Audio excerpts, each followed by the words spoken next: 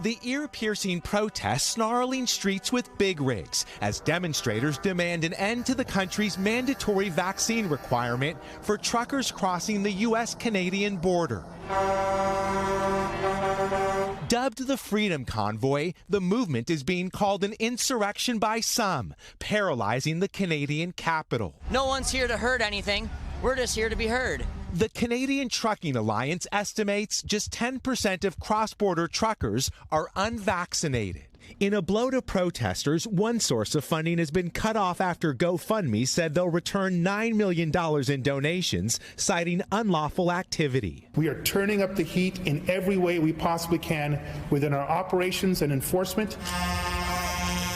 Today, a Canadian judge signed an injunction to stop incessant honking as diesel fumes frustrate residents and shop owners alike. It's difficult to breathe. You can't hear yourself think after an hour. The headache is excruciating. The 11-day protest now declared a state of emergency, with much of the city locked down in a blanket of gridlock. The mayor now asking for 2,000 additional police officers. What was initially described as a peaceful protest has now turned into a siege of our downtown area. With reports of protests turning violent, Canada's Prime Minister Justin Trudeau says there's no plan for now to call in the military to clear the streets. We're gonna end these mandates.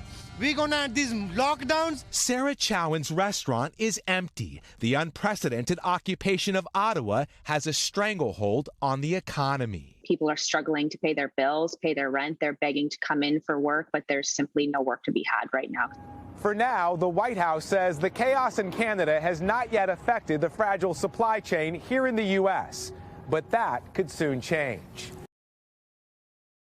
Thanks for watching our YouTube channel. Follow today's top stories and breaking news by downloading the NBC News app.